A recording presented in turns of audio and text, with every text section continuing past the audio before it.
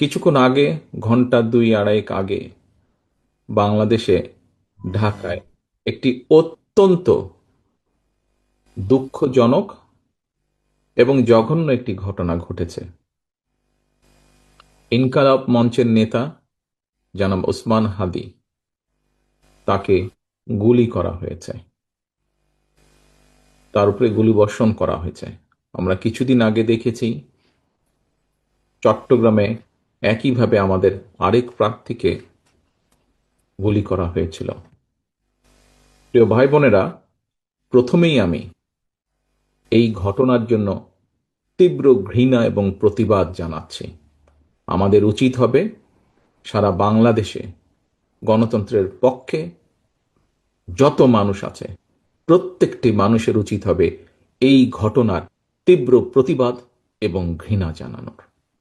আসো, আমাদের আজকের এই অনুষ্ঠান থেকে আমরা এই ঘটনার প্রতি তীব্র ঘৃণা এবং প্রতিবাদ জানাই এবং একই সাথে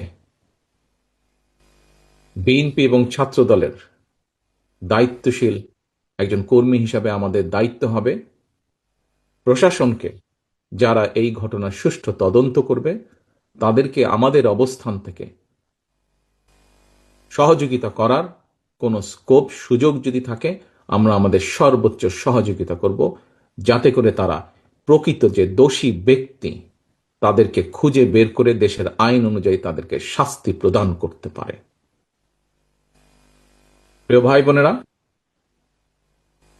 দেশ একটা অত্যন্ত সংকটের ভিতর দিয়ে যাচ্ছে। আমরা দেখেছি গত এক বছরে বিভিন্ন সময় বিভিন্ন ব্যক্তি, বিভিন্ন সংগঠনের সদস্যরা হুমকি দিয়েছে প্রকাশ্যে যে প্রত্যাশিত নির্বাচন আগামী ফেব্রুয়ারি মাসে, সে নির্বাচনকে তারা হতে দেবে না, বাধাগ্রস্ত করবে। প্রকাশ্যে হুমকি দিয়েছে একটি দল, গোষ্ঠী বা কিছু ব্যক্তি এই দেশকে, দেশের মানুষের শান্তি, স্থিতিশীলতা বিনষ্টের জন্য উঠে পড়ে লেগেছে। এবং এই কারণেই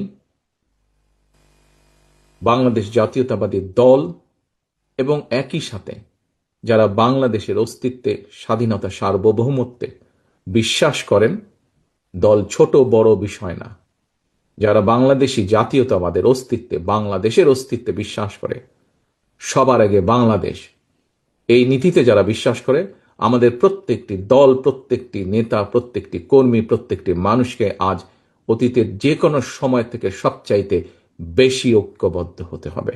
কারণ যারা এই দেশের স্বাধীনতাকে ধ্বংস করতে চায়, এই দেশের সার্বভৌমত্বকে ধ্বংস করে এই দেশের স্থিতিশীলতাকে ধ্বংস করতে চায়, তারা তাদের ষড়যন্ত্র যে শুরু করে দিয়েছে, আজকে ওসমান হাদির ঘটনা দিয়ে তা প্রমাণিত হয়।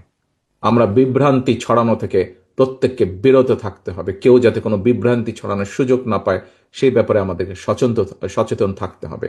এবং একই সাথে তদন্তের স্বার্থে যারা তদন্ত করবে, সত্যিকার অপরাধীকে যারা ধরবে, আমাদের অবস্থান থেকে যতটুকু সম্ভব আমরা সর্বোচ্চ সহযোগিতা করব।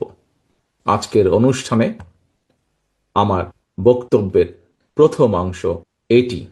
আমাদেরকে প্রতিবাদ গড়ে তুলতে হবে এবং যে কোনো মূল্যে অন্যায়ের বিরুদ্ধে প্রতিবাদ গড়ে তুলতে হবে, যে কোনো অন্যায়ের বিরুদ্ধে এবং যে কোনো মূল্যে এই দেশের মানুষ যাতে করে তাদের হারানো গণতান্ত্রিক অধিকার ফিরে পেতে পারে, তার জন্য আমাদেরকে সর্বদা সচেষ্ট এবং সতর্ক থাকতে হবে।